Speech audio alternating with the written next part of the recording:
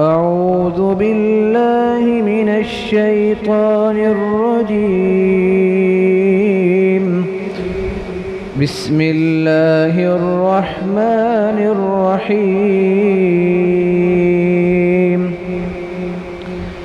لقد صدق الله رسوله الرؤيا بالحق لتدخلن المسجد الحرام إن شاء الله آمنين.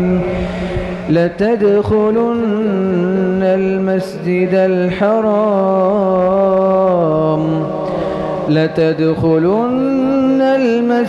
الحرام إن شاء الله آمنين محلقين رؤوسكم ومقصرين لا تخافون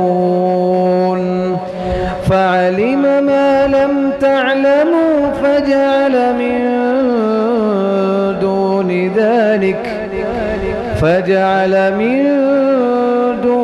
ذلك فتحا قريبا.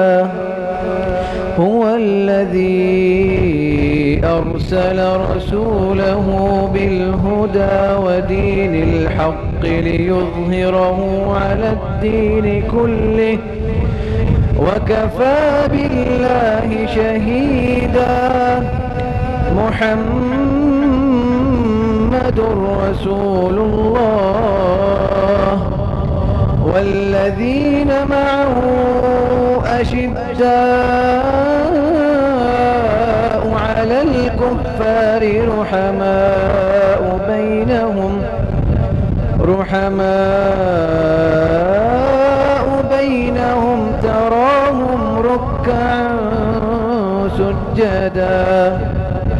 تراهم ركعا سجدا يبتغون فضلا من الله ورضوانا سيماهم في وجوههم من أثر السجود ذلك مثلهم في التوراة ومثلهم في الإنجيل كزرع أخرج شطأه فآزره فاستغلظ فاستوى على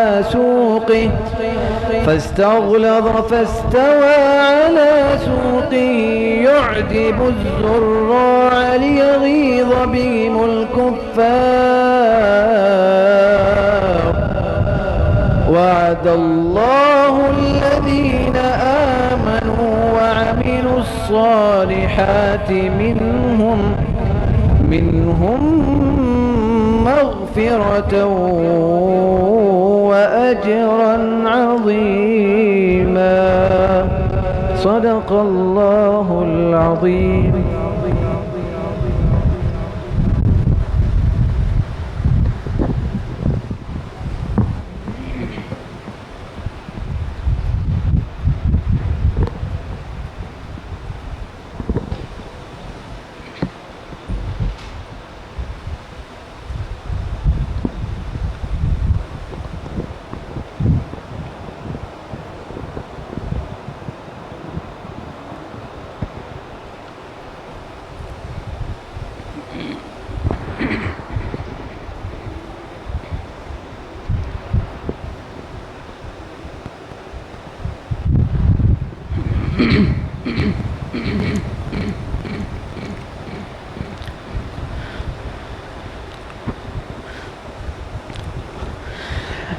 نبی اکرم شفیع اعظم دکھے دلوں کا پیام لے لو. نبی اکرم شفیع اعظم دکھے دلوں کا پیام لے لو. تمام دنیا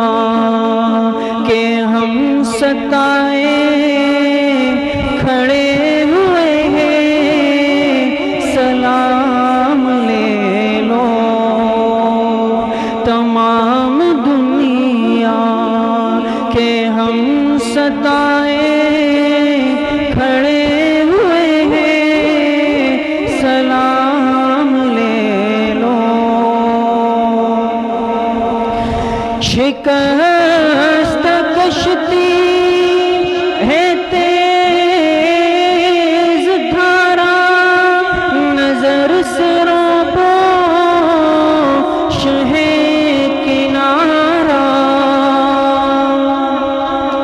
شکست کشتی ہے تیز دھارا نظر سے روبو شہ کنارہ نہیں کوئی نہ خدا ہمارا خبر تو عالی مقام لے لو نہیں کوئی نہ خدا ہمارا خبر تو عالی مقام لے لو نبی اکرم شفیع اعظم دکھے دلوں کا پیام لے لو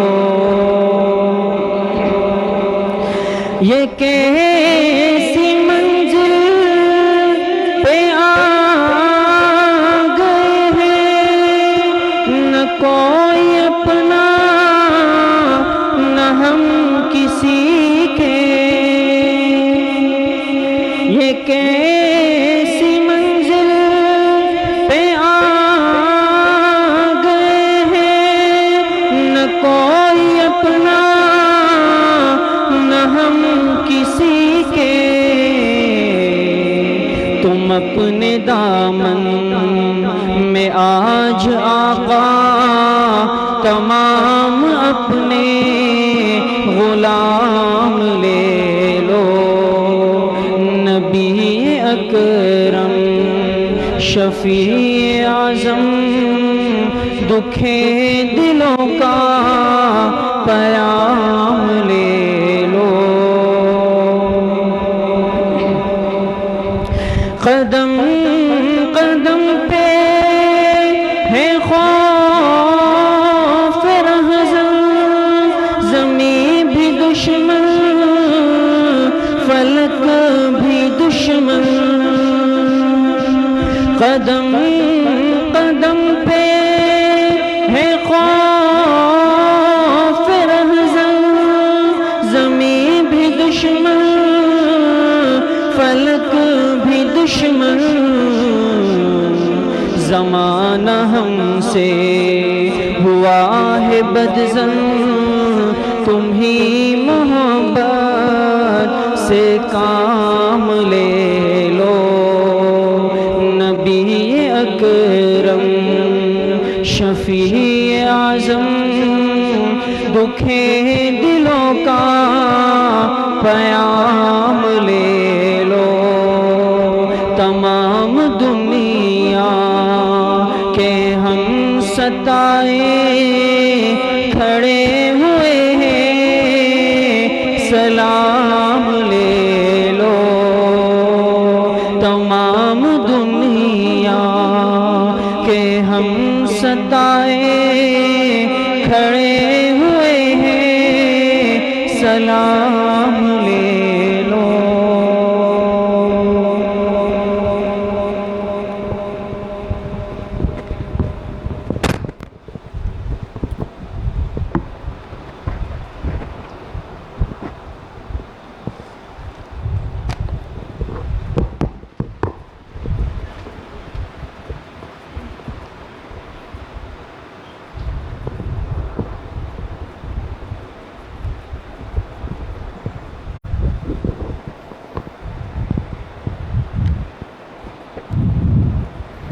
السلام علیکم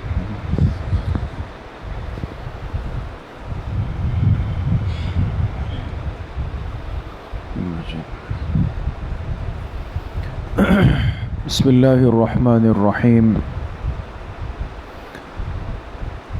الحمد للہ وکفا وسلام علی عباده الذین اصطفى خصوصا علی سید الرسل وخاتم الانبیاء وعلى آلہ واصحابہ الاتقیاء أما بعد فأعوذ بالله من الشيطان الرجيم بسم الله الرحمن الرحيم أليس الله بكاف عبده ويخوفونك بالذين من دونه ومن يضلل الله فما له من هاد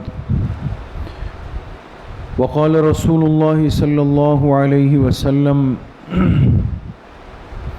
من تواضع لله رفعه الله صدق اللہ و صدق رسولہ النبی الکریم۔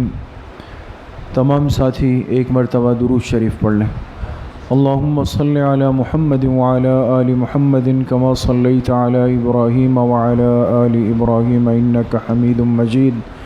اللہم بارک علی محمد وعلی آل محمد کما بارکت علی ابراہیم وعلی آل ابراہیم انک حمید مجید۔ اللہ سبحانہ و تعالیٰ کا بہت بڑا کرم اور احسان ہے، اس مبارک عشرے کی تیسری تاقرات میں ہم سب اللہ پاک کے گھر میں جمع ہیں۔ اللہ پاک آپ سب کے اس آنے کو، اس بیٹھنے کو، سننے اور سنانے کو اپنی بارگاہ عالیہ میں قبول فرمائیں اور ہم سب حاضرین و سامعین کے ظاہر و باطن کی اصلاح کا ذریعہ بنائیں۔ اللہ پاک نے انسان کی فطرت اور انسان کا مزاج اس طرح بنایا ہے کہ یہ دنیا میں کسی نہ کسی سے تعلق ضرور رکھتا ہے، اور یہ تعلقات مختلف وجوہات، اسباب، اغراض کی بنیاد پر ہوتے ہیں۔ کبھی تعلقات بہت قریبی رشتوں میں ہوتے ہیں اور کبھی تعلقات رشتوں کی بنیاد پر بالکل نہیں ہوتے۔ ایک ایسا دوست ہوتا ہے کہ جس سے کوئی رشتہ نہیں ہے، کوئی خاندانی تعلق نہیں، لیکن تعلق اس سے زیادہ ہوتا ہے۔ تو انسان کی فطرت ہے، انسان کا مزاج ہے، یہ کسی نہ کسی کی طرف دوستی کا ہاتھ ضرور بڑھاتا ہے، یا کوئی نہ کوئی اس کی طرف دوستی کا ہاتھ ضرور بڑھاتا ہے، اور یہ تعلق رکھتا ہے۔ اور اسی تعلق کی بنیاد پر دنیا کا نظام آج چل رہا ہے، اسی تعلق کی بنیاد پر آج دنیا کے رشتے قائم ہیں۔ لیکن میرے عزیزو، دوستو، بزرگو، ایک بڑی اہم بات جو سمجھنے کی ہے وہ یہ ہے کہ دنیا کے جتنے تعلقات ہیں، چاہے وہ کتنے ہی قریبی رشتوں کے تعلق ہو، اس بات میں کوئی شک نہیں ہے کہ hمارے تعلقات کسی نہ کسی غرض، مقصد اور فائدے کی بنیاد پر ہوتے ہیں، اس کے بغیر نہیں۔ ماں باپ اور اولاد کا رشتہ کتنا قریبی ہے، اس سے بڑھ کے اور کیا مثال ہو سکتی؟ تو والدین اور اولاد، ان میں بڑی نسبت ہوتی ہے، بڑا تعلق ہوتا ہے، بڑا قرب ہوتا ہے۔ لیکن اگر اب اس کی گہرائی میں جائے تو وہاں بھی انسان غور کرے تو دونوں کو ایک دوسرے سے کوئی نہ کوئی غرض اور مقصد جڑا ہوا ہے۔ لہذا والدین اولاد سے تعلق، محبت، تربیت، پرورش، محنت اس لیے کر رہے ہیں، کہہ رہے ہیں بھئی کل یہ بڑا ہوگا تو یہ میری جگہ سنبھالے گا، کل یہ بڑا ہوگا تو یہ میرا سہارا بنے گا، یہ میرا ہاتھ پکڑے گا، میرے دکھ درد میں، میری تکلیف میں، میری بیماری میں میرا سہارا ہوگا، یہ میرے نام اور کام دونوں کی حفاظت کرے گا۔ اولاد ہے تو وہ اپنے ماں باپ سے تعلق رکھتی ہے، محبت رکھتی ہے، اور اس کی وجہ وہ کہتے ہیں بھئی اس لیے کہ انہوں نے میری تربیت کی ہے، میری پرورش کی ہے، مجھے پالا ہے، مجھ پہ خرچہ کیا ہے، اور آگے چل کے بھی مجھے ان کی ضرورت ہے، کل یہ نہیں ہوں گے تو ان کی ساری چیزیں وہ مجھے ملیں گی۔ اب دیکھیں کتنا قریبی رشتہ ہے، نسبت کا، خون کا، لیکن اس کے اندر بھی طبعی طور پہ، فطری طور پہ ایک غرض چھپی ہوئی۔ اسی طریقے سے بہت قریبی رشتہ ہوتا ہے شوہر کا بیوی کا، کتنا قرب کا رشتہ ہے، محبت کا رشتہ ہے، پیار کا رشتہ ہے، لیکن وہاں بھی اگر انسان غور کر لے تو شوہر کو بہت ساری ضروریات بیوی سے جڑی ہوئی ہے، بیوی کی بہت ساری ضروریات شوہر سے جڑی ہوئی ہے۔ شوہر کہتا ہے بھئی بیوی گھر کی دیکھ بھال کرتی ہے، میرا خیال رکھتی ہے، آرام کا خیال رکھتی ہے، کھانا پکاتی ہے، بچوں کو دیکھتی ہے، سنبھالتی ہے، اس لیے میں اس پہ خوب خرچ کرتا ہوں، اس کا خیال رکھتا ہوں۔ اور بیوی کہتی ہے کہ چونکہ شوہر میرا خیال رکھتا ہے، میرے اسباب اور ضروریات پوری کرتا ہے تو میں اس کے خیال رکھتا ہوں۔ آپ اس رشتے کی ڈیپ اور گہرائی میں جائیں، لازماً آپ کو اس میں کوئی نہ کوئی غرض نظر آئے گا۔ انسان مریض ہو جائے تو ڈاکٹر کے پاس جاتا ہے۔ اب مریض اور طبیب، مریض اور ڈاکٹر، ان کا ایک رشتہ ہوتا ہے، لیکن ڈاکٹر کو غرض مریض سے ہے، مریض کو غرض ڈاکٹر سے ہے۔ ڈاکٹر کہتا ہے بھئی مریض آئے گا تو میری فیس آئے گی، جتنے مریض زیادہ ہوں گے میں اتنا مشہور ہوں گا، لوگ میرے پاس آئیں گے۔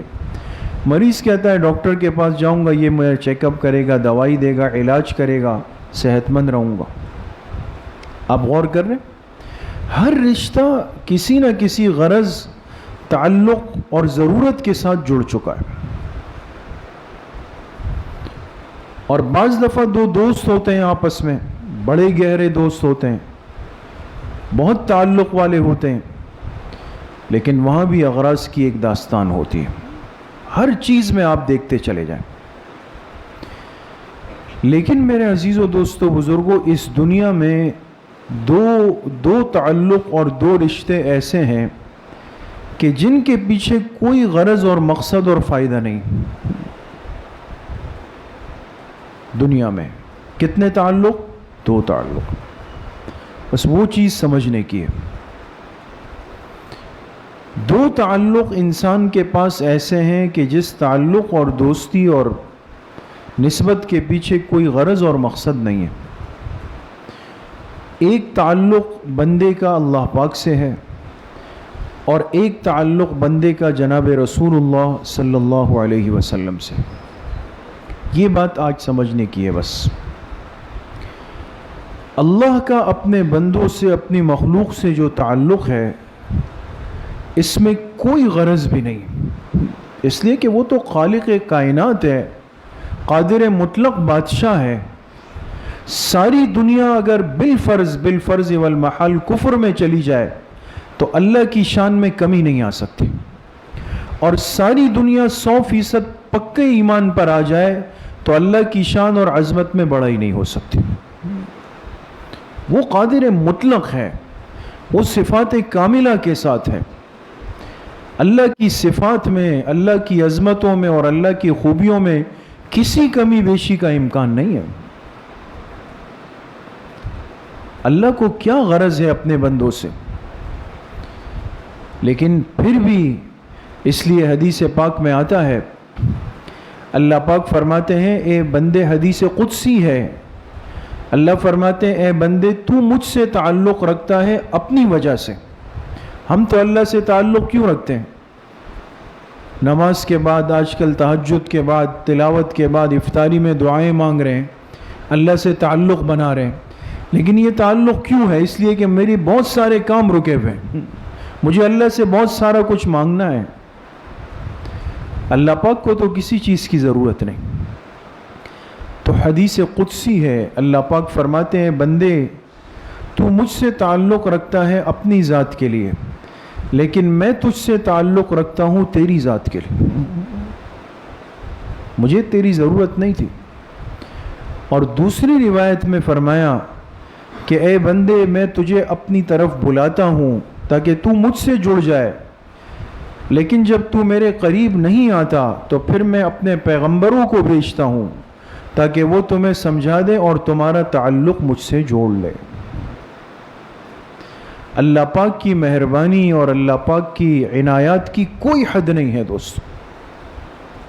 اللہ چاہتے ہیں یہ بندہ مجھ سے جڑ جائے، یہ میرے قریب آ جائے، یہ مجھ سے دوستی کر لے، اور اس تعلق، اس دوستی میں کوئی غرض نہیں، کوئی مقصد نہیں، کوئی نفع نہیں، اس لیے کہ اللہ پاک کی صفات، اللہ کی ذات، اللہ کی قدرت، اللہ کی سلطنت، اللہ کی بادشاہت، اللہ کی طاقت، ہر چیز 100% کامل ہے. اس کو بندوں سے کوئی احتیاج نہیں، اس کو بندوں سے کوئی ضرورت نہیں. پھر بھی اللہ اس بندے کو کہہ رہے ہیں، بندے آجا مجھ سے تعلق جوڑ لے، مجھ سے دوستی کر لے. دوسرا تعلق عرض کیا کہ وہ اس امت کا جناب رسول اللہ صلی اللہ علیہ وسلم سے ہے. یہ ایک ایسا تعلق ہے میرے دوستو بزرگوں کہ جس میں کوئی غرض نہیں. کیوں؟ اس لیے کہ حضور علیہ الصلاۃ والسلام کی ذات اقدس وہ ہے کہ جن کے لیے اللہ پاک نے فرمایا وَلَسَوْفَ يُعْطِيكَ رَبُّكَ فَتَرْضَىٰ، اے میرے حبیب ہم آپ کو اتنا دے دیں گے کہ آپ راضی ہو جائیں گے، آپ کو کسی چیز کی ضرورت ہی نہیں. تو حضور علیہ الصلاۃ والسلام کو تو امت سے کسی چیز کی ضرورت ہے نہیں ہے. اللہ نے آپ کو عطا کر دیا، سب کچھ دے دیا. لِيَغْفِرَ لَكَ اللَّهُ مَا تَقَدَّمَ مِن ذَنبِكَ وَمَا تَأَخَّرَ، آپ کی ساری زندگی کو اللہ پاک نے محفوظ کر دیا، آپ کو معصوم بنا دیا. لیکن اس کے باوجود بھی وہ ہستی ہے کہ جنہوں نے ساری رات کھڑے ہو کر اس امت کے لیے مانگا، جن کے پیروں میں ورم آئے اس امت کے لیے، اور جو روئے ہیں اس امت کے لیے. کیا غرض تھی؟ کیا مقصد تھا؟ کیا نفع تھا؟ حضور علیہ السلام تو نوازے گئے، آپ کے پاس تو دنیا آخرت کی ساری برکات آ گئی، ساری خیریں اللہ نے آپ کو دے دی، حضور کو کوئی ضرورت نہیں. لیکن اس کے باوجود اللہ پاک نے اس امت پر مہربانی فرمائی، ایسے پیغمبر دیے کہ جنہوں نے ساری زندگی امت کے لیے مانگا. اس لیے میرے عزیزو دوستو بزرگوں، ہمیں سمجھ نہیں آتی، ہم اپنے تعلقات، اپنی دوستی، اپنی نسبتیں اس جگہ جا کے جوڑنے کی کوشش کرتے ہیں کہ جہاں پر مقصد اغراض پوشیدہ ہے. اس لیے علماء نے فرق لکھا ہے. دیکھیں یہ بات سمجھیں، ایک تعلق مخلوق کا مخلوق سے ہے اور ایک تعلق مخلوق کا خالق سے. دونوں میں 3 فرق ہے. ہمارے جو آپس کے تعلقات اور رشتے ہیں اور ہمارے جو اللہ سے تعلق اور رشتہ ہے، اس میں کتنے فرق ہیں؟ 3 فرق ہے. پہلا اور بنیادی فرق یہ ہے خالق اور مخلوق کے تعلق کا، وہ فرق ہے وصل اور جدائی کا. وصل کہتے ہیں ملنے کو، اور جدائی تو آپ جانتے ہیں جدا ہونے کو.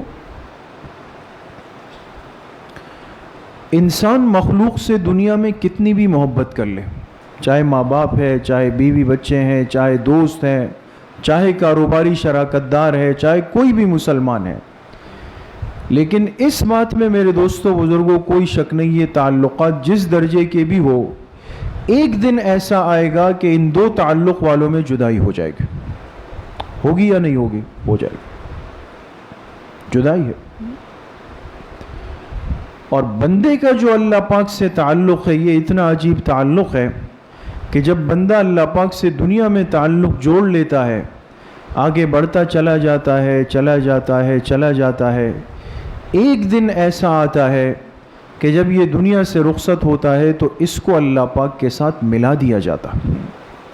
دیکھیں، مخلوق سے جدا کر دیا جاتا ہے اور اللہ پاک سے ملا دیا جاتا ہے. کتنا بڑا فرق ہے. مخلوق کے تعلق کی بنیاد میں جدائی رکھی ہے، خالق کے تعلق کی بنیاد میں جوڑ رکھا ہے. ہم اللہ سے دوستی رکھ رہے ہیں، اللہ کو دیکھا نہیں، اللہ کا دیدار نہیں ہوا، ان آنکھوں سے نہیں کر سکتے، لیکن ایک دن ایسا آئے گا کہ اللہ سے محبت کرنے والے کو اللہ پاک سے ملا دیا جائے گا.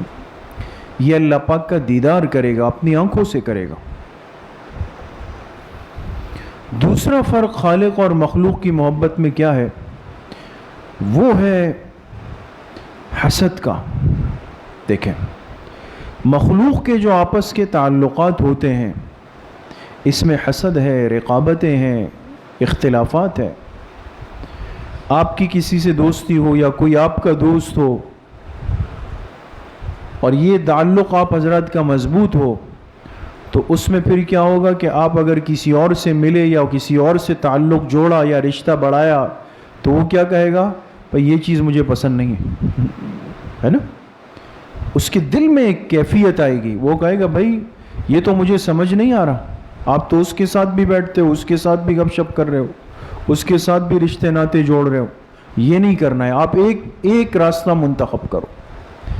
دیکھیں مخلوق کے تعلقات میں حسد اور رقابت پڑی ہوئی, لیکن مخلوق کا جو خالق کے ساتھ تعلق ہے اس میں یہ نہیں ہے, اس میں محبت ہی محبت پڑی. اس لیے بندہ جب اللہ پاک سے محبت کرتا ہے, بندہ جب جناب رسول اللہ صلی اللہ علیہ وسلم سے محبت کرتا ہے تو اس محبت میں حسد کا, رقابت کا, اختلاف کا کچھ بھی نہیں ہوتا. دن بدن یہ محبت آگے کی طرف بڑھتی چلی جاتی. تیسرا فرق کیا ہے؟ یہ بڑی عجیب بات ہے. علامہ قرطبی رحمۃ اللہ علیہ اس امت کے بہت بڑے مفسر گزرے ہیں. وہ فرماتے ہیں مخلوق اور خالق کے تعلق کا ایک تیسرا فرق یہ ہے کہ اس تعلق میں پہل کون کرتا ہے. دیکھیں انسان جس سے تعلق اور دوستی بناتا ہے تو کوئی نہ کوئی پہل کرے گا نا, آگے بڑھے گا. کوئی آپ سے پوچھے بھئی آپ کا فلاں سے تعلق کب سے ہے؟ کہتے بھئی وہ مجھ سے ملے تھے, وہ میرے پاس آئے تھے, انہوں نے مجھ سے دوستی کی تو دوستی ہو گئی. معلوم ہوا پہل اس نے کی, میں اس کا دوست بن گیا. یا اس کے الٹ لے لیں کہ میں ان کے پاس گیا کسی کام سے اور میں ان کے پاس بیٹھا, میں ان کے اخلاق سے بڑا امپریس متاثر ہوا, میں نے ان کی طرف دوستی کا ہاتھ بڑھایا, وہ میرے دوست بن گئے. معلوم ہوا پہل میں نے کی, ہے نا. تو جانبین میں سے کوئی ایک پہل کرتا ہے. اب اللہ سے جو بندے کا تعلق ہے, علامہ قرطبی رحمۃ اللہ علیہ فرماتے ہیں, قول نقل کیا, فرماتے ہیں کہ میں یہی سمجھتا رہا کہ بندہ اپنے رب سے جب محبت کرتا ہے یا اللہ پاک جب اپنے بندے سے راضی ہوتے ہیں یا اللہ پاک جب اپنے بندے کی توبہ کو قبول کرتے ہیں, ان ساری چیزوں میں بندے کو پہل کرنی پڑتی ہے. لگتا ہے ایسا ہے نا کہ ہم کوشش کرتے ہیں تو اللہ پاک کی طرف سے پیغام آتا ہے, لیکن علامہ قرطبی رحمۃ اللہ علیہ کیا فرما رہے ہیں دوستو, ان اہل اللہ کی باتیں بڑی عجیب ہے. آج سے پہلے یہ بات کبھی نظر سے گزری نہیں, یہ آج پہلی دفعہ نظر سے گزری جو آپ سے عرض کر رہا ہوں.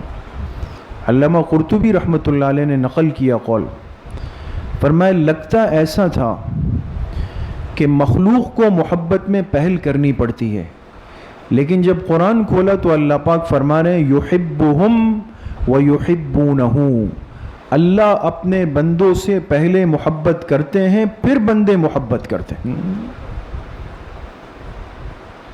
اللہ کی محبت پہلے آئی.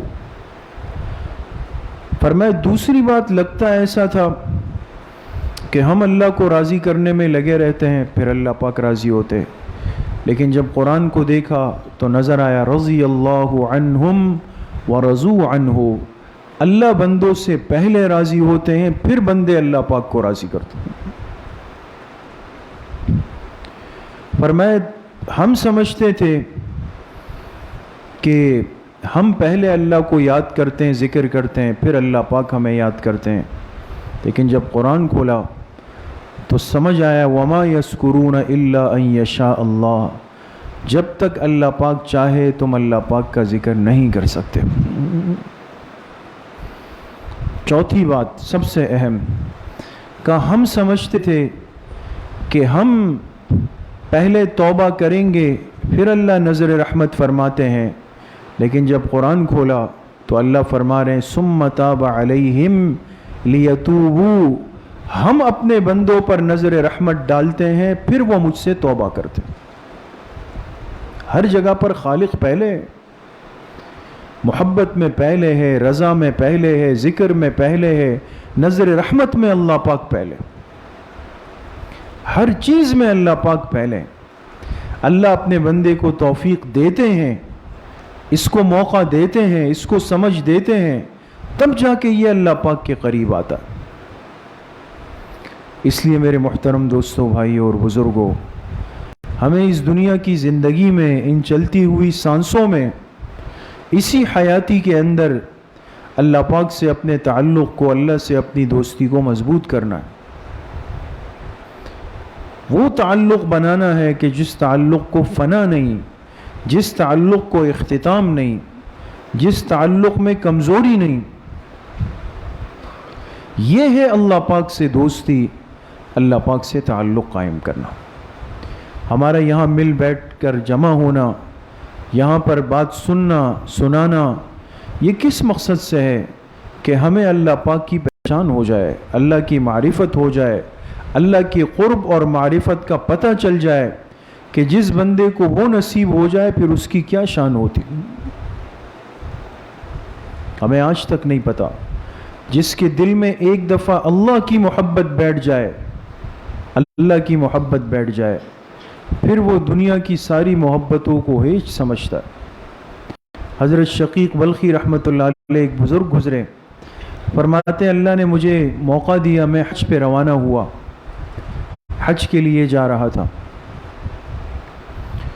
تو پیدل سفر تھا، مہینے ڈیڑھ مہینے کا سفر تھا، اپنا سامان لیا اور حج کے لیے نکل گیا مکہ مکرمہ کی طرف۔ چلتے چلتے چلتے راستے میں ایک جگہ آرام کیا، پھر اٹھا روانہ۔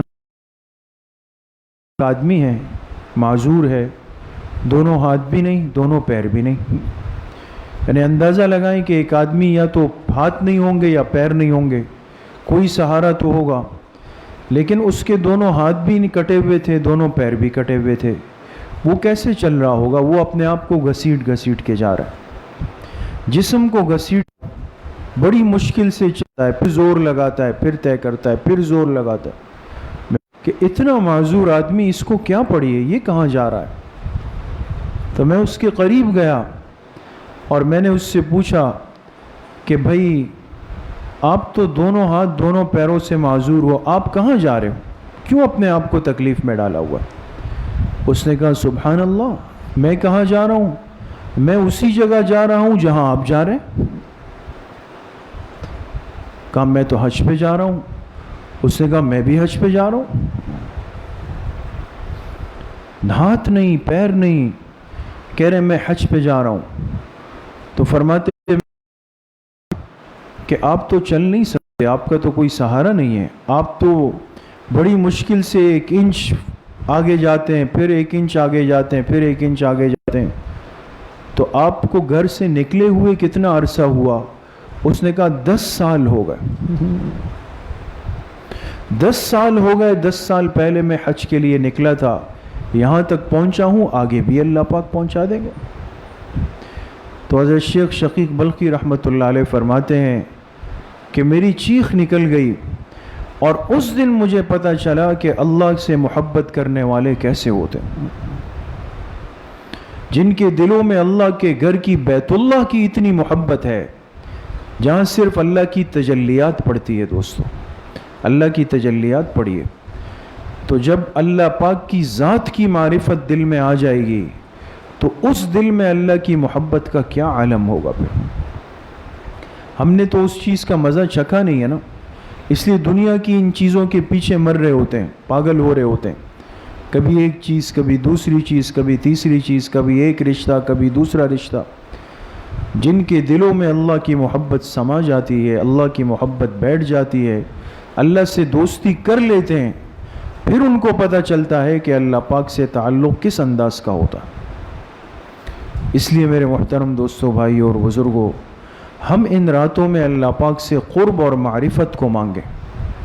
ہمارے بزرگوں نے ایک دعا لکھی، سب ساتھی اس دعا کو آج ضرور اردو میں یاد کر کے جائے کہ جب بھی اس عشرے کی جتنی راتیں باقی ہے، جتنے دن باقی ہیں، اس میں ہم اللہ پاک سے یہ دعا ضرور مانگے اے اللہ مجھے اپنے قرب اور معرفت کی دولت نصیب فرما دے۔ جب یہ چیز دل میں آ جاتی ہے تب انسان کو پتہ چلتا ہے کہ محبت کیا ہے، دوستی کیا ہے، تعلق کیا ہے۔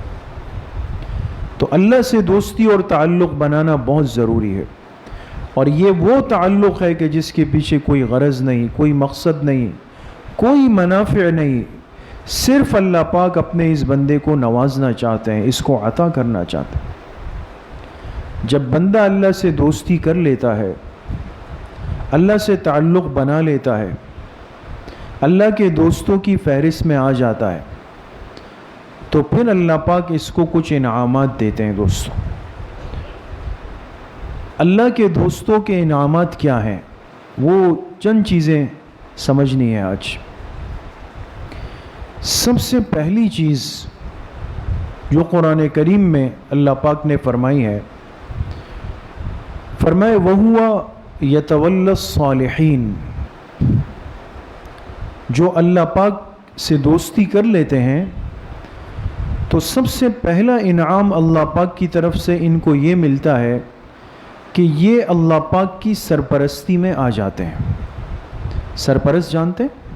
سرپرست جو انسان کے سر پہ ہر وقت ایک سائبان کی طرح کھڑا ہوا ہو، اور سرپرست دنیا کی بہت بڑی نعمت ہے۔ آپ کسی ادارے میں، بچوں کے اسکول میں، کہیں پر بھی جائیں تو ایک سوال آج کل عام ہے کہ بھئی آپ کے سرپرست، آپ کے ذمہ دار کون ہیں؟ اللہ فرما رہے ہیں جو مجھ سے دوستی کر لیتا ہے تو میں اس کا سرپرست بن جاتا ہوں۔ اب جب اللہ سرپرست بن جائے تو پھر تو کوئی مسئلہ ہی نہیں رہا، ہے نا؟ وہ کہتے ہیں نا، ایک بچہ بہت خوش آیا مسجد میں، اور آ کے مسجد کے امام صاحب سے کہنے لگا کہ میں حج پہ جا رہا ہوں۔ خوشی کی بات تھی، کہا میں حج پہ جا رہا ہوں۔ تو حضرت نے پوچھا وہ یہ تو بڑی مبارکباد والی بات ہے، تو کیا تیاری ہے جی، کیا سلسلہ ہوا، آپ لوگوں نے کس گروپ کے ساتھ نام لکھوایا؟ اس نے کہا یہ تو مجھے نہیں پتہ ہے۔ اچھا تو کتنے دن کا پیکیج ہے، کتنے؟ اس نے کہا یہ بھی نہیں پتہ ہے۔ کہا پاسپورٹ وغیرہ دیا کس ایئر لائن میں؟ کہا یہ بھی نہیں پتہ۔ اس کا اللہ کے بندے تمہیں تو کچھ بھی نہیں پتہ ہے، اور یہ سارا سفر تو اسی بنیاد پر آپ کا پاسپورٹ ہے نہیں ہے، آپ کا نام گیا نہیں گیا، اور کیا پیکیج کیا ہے کچھ بھی نہیں ہے، ایسے ہی کہہ رہے ہو میں حج پہ جا رہا ہوں۔ اس بچے نے ایک جملہ کہا کہ میرے ابو مجھے ساتھ لے جا رہے ہیں۔ اگر آپ لوگ ذہن آیا ہو اس بات کی طرف، اس بچے نے کیا کہا؟ میرے ابو مجھے ساتھ لے جا رہے ہیں۔ بات ہی ختم کر دی نا۔ کیا اشارہ کر دیا کہ میرے سرپرست میرے پاس ہیں، باقی اب پاسپورٹ کیسے بنے گا اور کیا ہوگا اور کیا پیکیج ہے اور کیا ترتیب ہے، یہ میرا سردرد نہیں ہے، جس دن جانا ہوگا میں احرام باندھ کے میں چلا جاؤں گا۔ جہاں سرپرست موجود ہوتا ہے، یاد رکھیں، نیچے والوں کو بے فکری مل جاتی ہے، ان کو یہ ٹینشن نہیں ہوتی کہ کام کیسے ہونا ہے، کیا بھاگ دوڑ کرنی ہے، کس لائن میں لگنا ہے، کیا چیز خریدنی ہے، نہیں۔ وہ جس دن گاڑی تیار ہوگی، آواز لگے گی آ جاؤ، یہ جا کے تیار بیٹھ جائے گا۔ ساری تیاری، سارے مراحل کس نے طے کیے؟ کہیں گے بھئی ابو نے طے کر دی، سرپرست نے۔ اللہ فرما رہے وَهُوَ يَتَوَلَّى الصَّالِحِينَ، تم مجھ سے دوستی بنا کر تو دیکھو، تم میری سرپرستی میں آ جاؤ، پھر تمہاری ٹینشنیں نہیں ہیں کہ کام کیسے بنیں گے اور کیا ہوگا اور کیا نہیں ہوگا۔ تو آج ہم پریشان اس لیے، سارے بوجھ اپنی گردن پہ لیے ہوئے کہ بھئی یہ چیز بھی کرنی ہے، وہ چیز بھی کرنی ہے، یہ کیسے ہوگا، وہ کیسے ہوگا، چونکہ اللہ پاک سے تو تعلق بنا نہیں ہے، اللہ سے تو دوستی بنی نہیں ہے، لہذا 100% لگتا ہے کہ یہ کام مجھے ہی کرنا ہے، وہ بوجھ ہے۔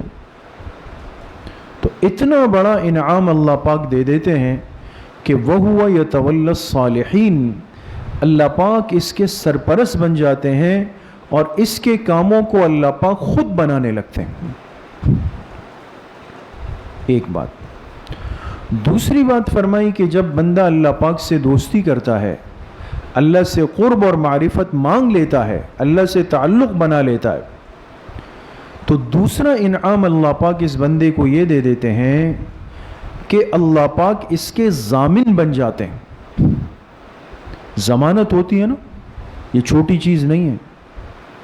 بڑے بڑے لوگوں کے سامنے جب کہا جائے نا بھائی آپ اس کے ضامن بن رہے، آپ کو لیں گے اس کی ضمانت؟ کہتے ہیں نہیں بھائی ہمیں تو ضامن نہیں بننا، میں تو صرف آپ کی رہنمائی کر رہا ہوں، سمجھا رہا ہوں، بات کر رہا ہوں، ضمانت اس زندگی میں کسی کی نہیں لینی ہے، کل کلا کو گڑبڑ کر جائے۔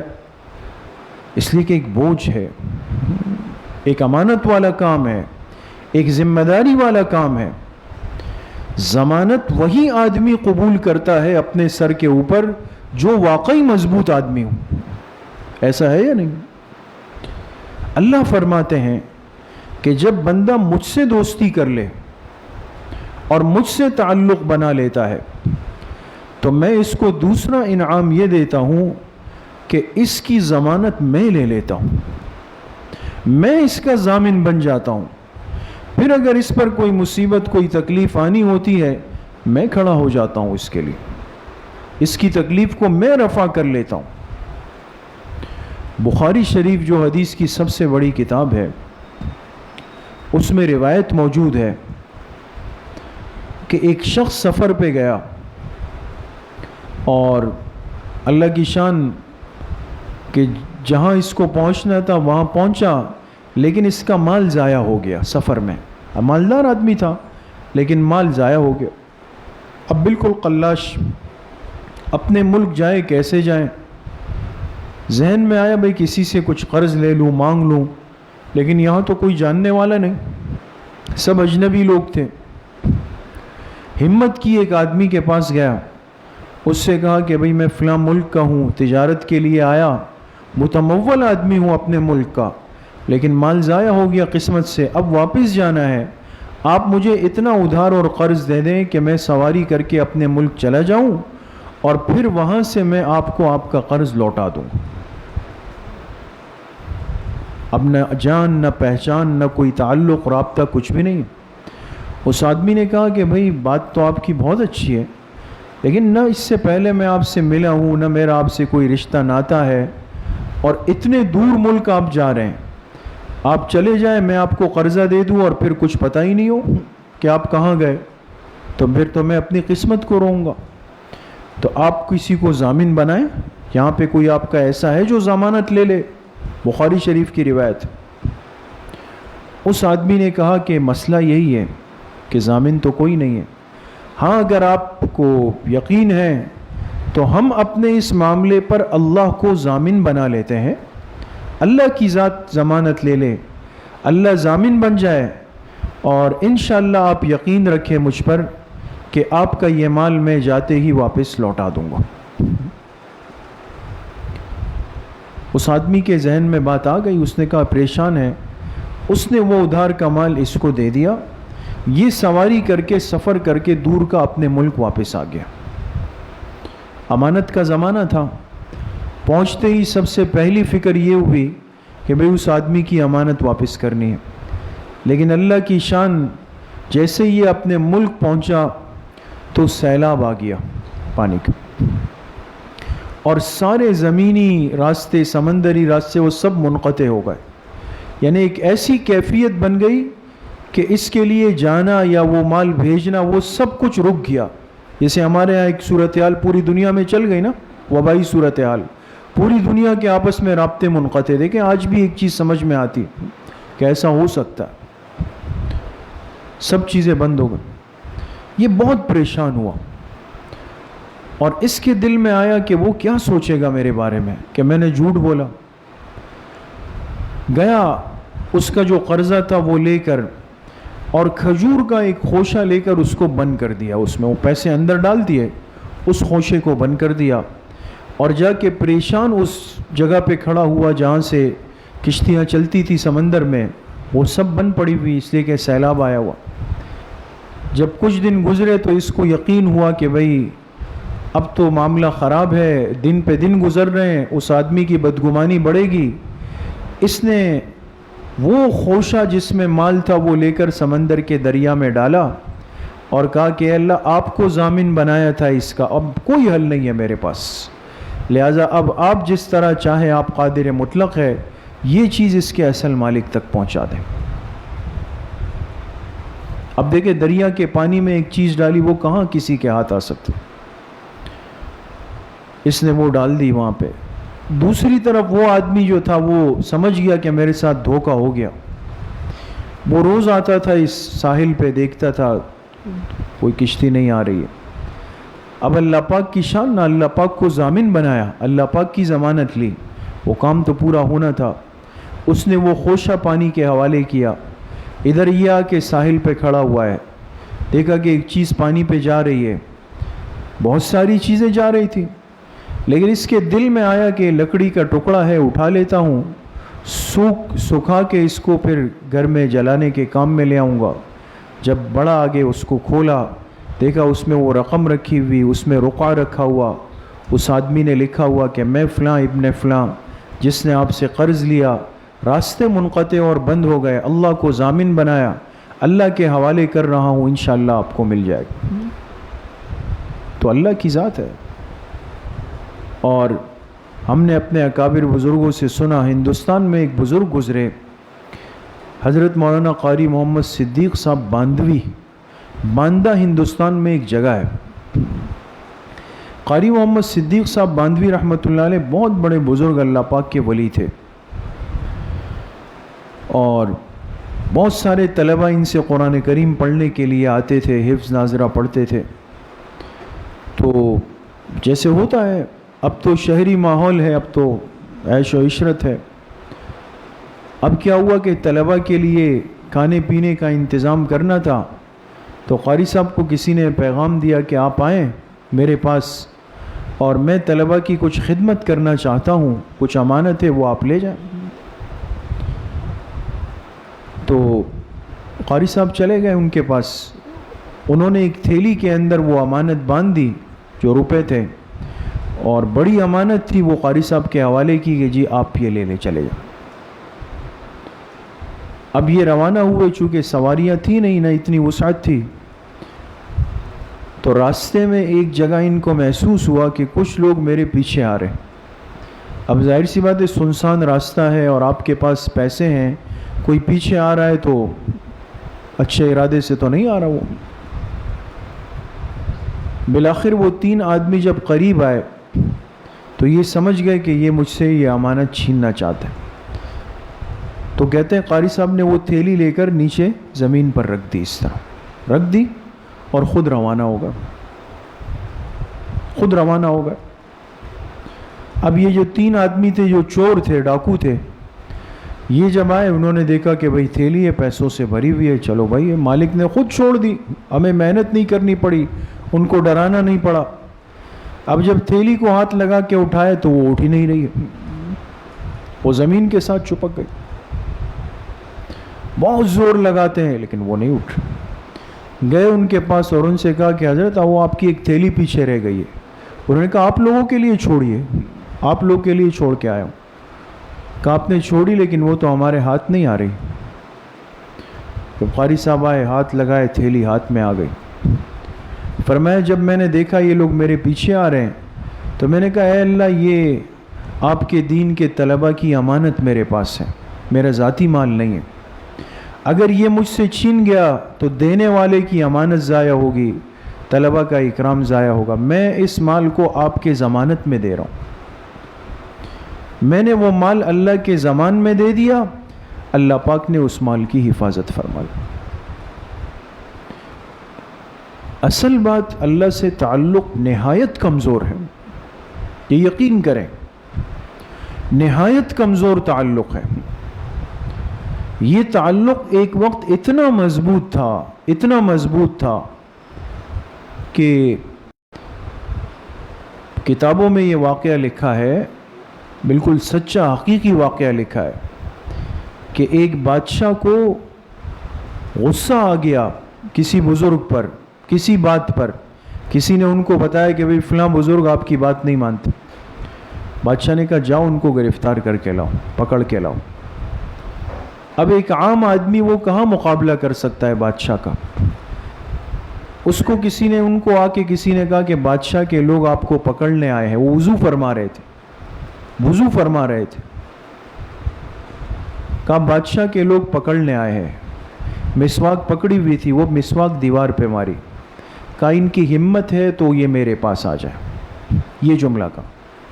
کسی نے جا کے باہر ان سے کہا کہ اندر حضرت کہہ رہے ہیں کہ ہمت ہے تو آ جائے. وہ بھاگتے ہوئے بادشاہ کے پاس گئے, کہا کہ ہماری تو ہمت نہیں ہے. انہوں نے یہ کہا ہے کہ ہمت ہے تو آ جائے. تو کہتے ہیں بادشاہ آیا اور بزرگ کے پیروں ہاتھ جوڑ کے معافی مانگی. کہا ہماری ہمت نہیں ہے کہ ہم آپ تک آ سکیں. تو اگر ان کے ایک جملے میں اور مسواک میں اتنی طاقت تھی کہ بڑوں کے دلوں پہ رعب آتا تھا, تو یہ کیا تھا؟ اللہ سے دوستی تھی, اللہ سے تعلق تھا. پھر اللہ پاک ایسے بندے کے ضامن بن جاتے ہیں دوستو. تو آج صرف فرق اس بات کا ہے, ہم نے مخلوق سے دوستیاں بہت زیادہ کر لی, تعلقات بڑھا لیے, دن بدن اس کو بڑھاتے جا رہے ہیں.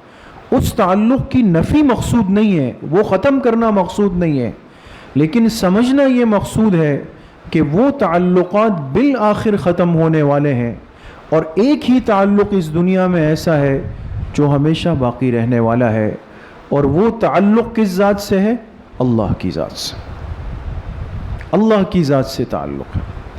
اس لیے میرے محترم دوستو, بھائیوں اور بزرگوں, ہم ان بڑی راتوں میں, ان بڑے دنوں میں, رمضان کے اس اخیر مبارک عشرے میں خوب لگ کر رو کر اللہ پاک سے اپنے تعلق کو مضبوط کریں. ہماری دوستی اللہ پاک سے ہو جائے, ہمیں اللہ پاک سے باتیں کرنے میں مزہ آئے, رات تہجد کے لیے اٹھنے میں مزہ آئے, قرآن پاک کی تلاوت میں مزہ آئے, تسبیح کرنے میں مزہ آئے, مصلی بچھا کر اس پر بیٹھنے میں مزہ آئے, اللہ کے سامنے ہاتھ اٹھا کر دعا کرنے میں مزہ آئے. آج ایک چیز میں مزہ نہیں آتا. کہتے بھئی قرآن اٹھاتا ہوں, سر میں درد شروع ہوتا ہے. تہجد کے لیے اٹھنا بہت مشکل ہے. دعا کے لیے ہاتھ اٹھائے ہوئے, یہاں دیکھ رہے ہیں, وہاں دیکھ رہے ہیں, اوپر دیکھ رہے ہیں, داڑھی میں کھجا رہے ہیں. یہ ہماری دعائیں ہو رہی ہیں. اس لیے خلاصہ اور حاصل یہ ہے کہ ہم صرف اپنے تعلق کو مضبوط کر لیں اللہ پاک سے, اپنی دوستی اللہ پاک سے بنا لیں, اللہ کے دوستوں کی فہرست میں آ جائیں. پھر دیکھیں اللہ ہمارے سرپرست بھی ہیں, اللہ ہمارے ضامن بھی ہے. اللہ پاک مجھے بھی آپ سب کو صحیح عمل کی توفیق نصیب فرمائیں. وآخر دعوانا ان الحمد للہ رب العالمین. اب انشاءاللہ کچھ دیر کے لیے ختمات شریف پڑھیں گے. پرچے ہیں,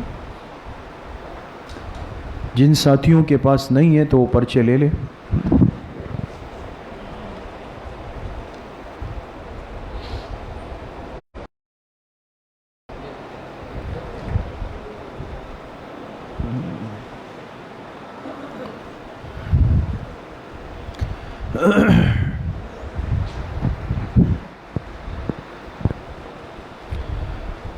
لا الہ الا اللہ, لا الہ. یہ پرچے محفوظ کر لیں دوستوں. یہ ختمات صرف آخری عشرے کے لیے نہیں ہیں, اس کو روزانہ پڑھنے کا معمول بنائیں. گھر لے جائیں, گھروں کی مستورات کو بھی دیں. ماشاءاللہ بہت ساری مستورات گھروں میں اس کا اہتمام شروع ہوا ہے, بہت باعث خیر و برکت ہے. آپ اس کو پابندی سے پڑھیں, اسی ترتیب پر جیسے ہم مسجد میں پڑھتے ہیں. اس میں اللہ نے بڑی خیر و برکت رکھی ہے. یہ ہمارے بزرگوں کے ختمات ہیں. بسم اللہ الرحمن الرحیم. الحمد للہ الذی لم يتخذ ولدا ولم يكن له شریک فی الملک ولم يكن له ولی من الذل وکبرہ تکبیرا. تمام ساتھی ایک مرتبہ درود شریف پڑھ لیں. اللہم صل علی محمد وعلی آل محمد کما صلیت علی ابراہیم. اللہم بارک علی ایک مرتبہ سورہ فاتحہ پڑھ لیں. بسم اللہ الرحمن الرحیم. الحمد للہ رب العالمین مالک یوم الدین.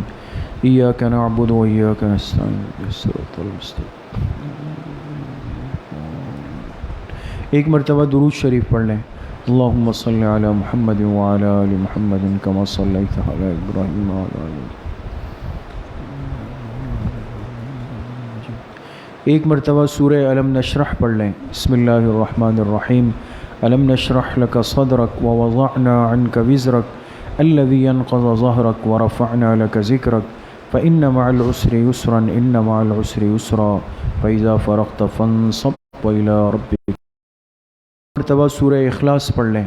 بسم اللہ الرحمن الرحیم۔ قل هو اللہ احد اللہ الصمد۔ ایک مرتبہ سورہ فاتحہ پڑھ لیں۔ بسم اللہ الرحمن الرحیم۔ الحمد للہ رب العالمین الرحمن الرحیم۔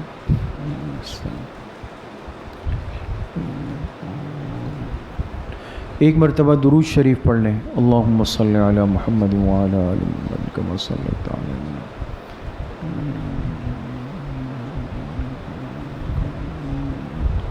سات مرتبہ پڑھیں۔ اللہم یا قاضی الحاجات اللہم یا قاضی الحاجات۔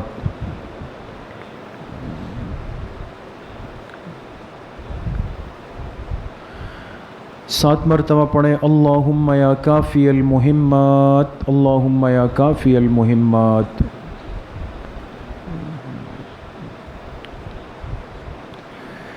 سات مرتبہ پڑھیں۔ اللہم یا دافع البلیات اللہم یا دافع البلیات۔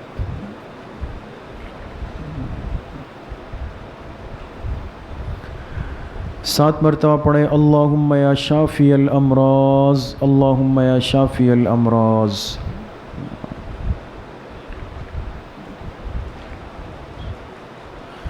سات مرتبہ پڑھیں۔ اللہم یا رفیع الدرجات اللہم یا رفیع الدرجات۔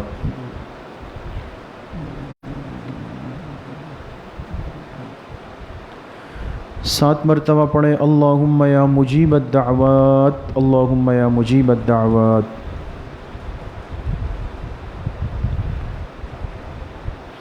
سات مرتبہ پڑھیں۔ اللہم یا ارحم الراحمین اللہم یا ارحم الراحمین۔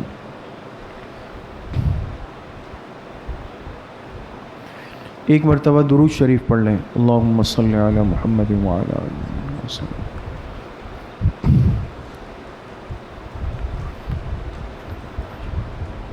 تین مرتبہ پڑھیں۔ حسبنا اللہ ونعم الوکیل حسبنا اللہ ونعم الوکیل۔ ایک مرتبہ درود شریف پڑھ لیں۔ اللہم صلی علی محمد وعلی آل محمد کما صلیت علی۔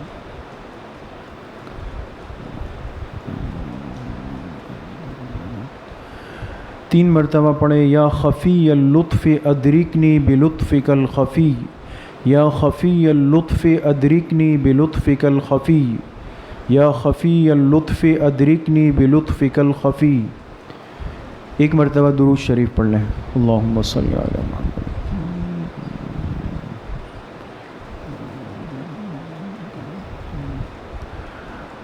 تین مرتبہ پڑھیں۔ لا حول ولا قوة الا باللہ لا حول ولا قوة الا باللہ۔ ایک مرتبہ درود شریف پڑھ لیں۔ اللہم صلی علی محمد وعلی آل محمد۔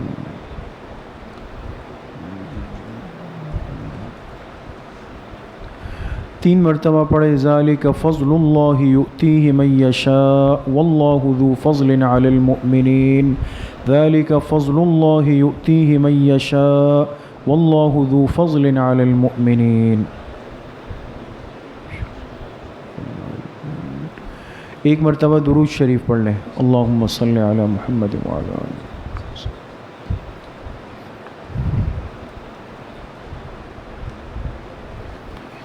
تین مرتبہ پڑھیں۔ یا لطیفا بخلقہ یا علیما بخلقہ یا خبیرا بخلقہ الطف بنا یا لطیف یا علیم یا خبیر یا لطیفا بخلقہ یا علیما بخلقہ یا خبیرا بخلقہ الطف بنا یا لطیف یا علیم یا خبیر۔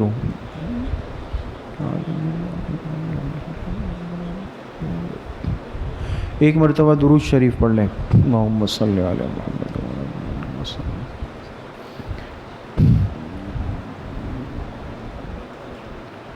تین مرتبہ پڑھیں۔ انا للہ و انا الیہ راجعون انا للہ و انا الیہ راجعون۔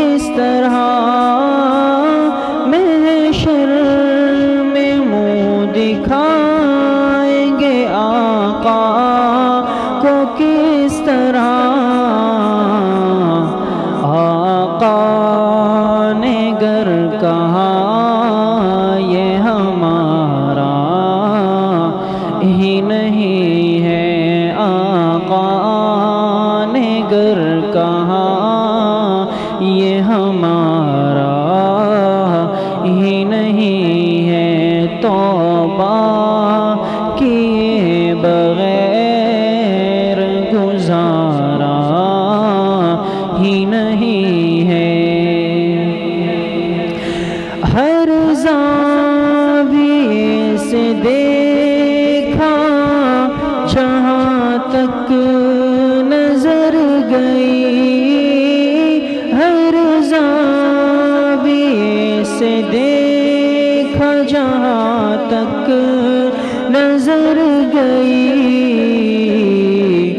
رحمت کا اس کی کوئی کنارہ ہی نہیں ہے رحمت کا اس کے کوئی کنارہ ہی نہیں ہے اپنے کسی عمل پہ سہارا ہی نہیں ہے توبہ کیے بغیر گزارا ہی نہیں ہے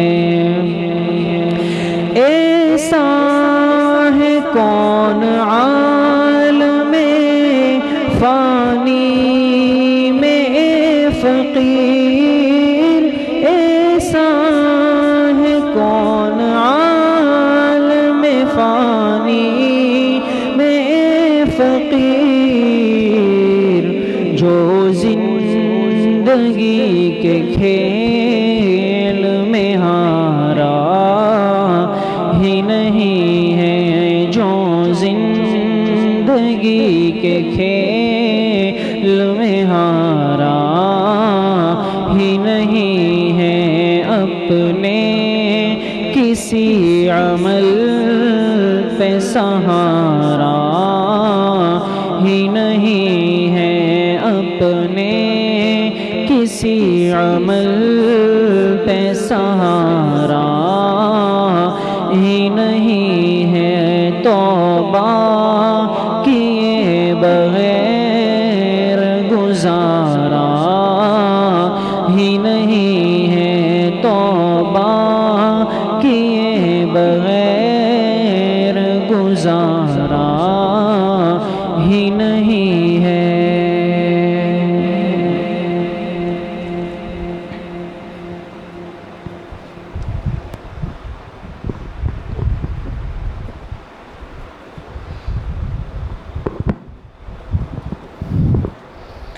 لا الہ الا اللہ محمد الرسول اللہ الحمد للہ رب العالمین والصلاة والسلام علی سید الانبیاء والمرسلین سیدنا و مولانا محمد وآلہ واصحابہ اجمعین وعلی من تبعہم بإحسان الی یوم الدین یا اللہ یا ارحم الراحمین ہمارے صغیرہ کبیرہ ظاہراً باطناً ہر طرح کے گناہوں کو معاف فرما دے یا اللہ پوری امت کے گناہوں کو معاف فرما دے اے اللہ ہمارے اس مل بیٹھنے کو اس مجلس کو اپنی بارگاہ میں قبول فرما دے یا اللہ جتنے ساتھی محبت سے آئے ہیں جنہوں نے محبت کے ساتھ اس وقت سنا ہے یا اللہ سب کو اپنی قرب اور معرفت کی دولت نصیب فرما دے یا اللہ سب کو اپنی دوستوں کی فہرست میں شامل فرما دے یا اللہ ہم سے اپنی رضامندی کا اعلان فرما دے یا اللہ ہم سے اپنی دوستی کا اعلان فرما دے یا اللہ اپنی ناراضگی سے ہم سب کو ہماری نسلوں کو پوری امت کو یا اللہ محفوظ فرما دے یا اللہ ان قدرتی وبائی مصیبتوں سے آفتوں سے ہم سب کی حفاظت فرما دے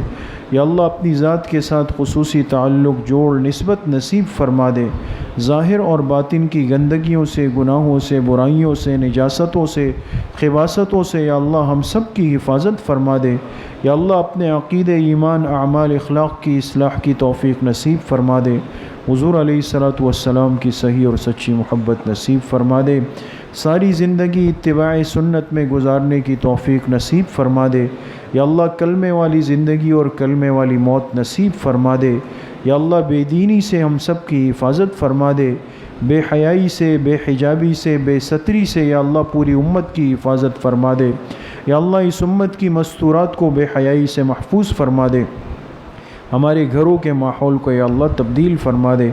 جتنے بیمار گھروں میں ہیں، اسپتالوں میں ہیں، اس مجلس میں ہیں، ہماری مسجد کے جتنے نمازی بیمار ہیں، اللہ پاک سب کو شفائے کامل عاجل نصیب فرما دے۔ جتنے پریشان حال ہیں، جس قسم کی پریشانیاں ہیں، یا اللہ سب کی پریشانیوں کو ختم فرما دے، برکتوں والی زندگی نصیب فرما دے۔ اے اللہ اولاد میں، رزق میں، مال میں، صحت میں، ہر چیز میں ہمیں خوب برکتیں نصیب فرما دے۔ بے برکتی سے اے اللہ ہم سب کی حفاظت فرما دے۔ اس مبارک مہینے کی جتنی ساعتیں، لمحے، گھڑیاں، راتیں، دن باقی ہے، بھرپور قدردانی کی توفیق نصیب فرما دے۔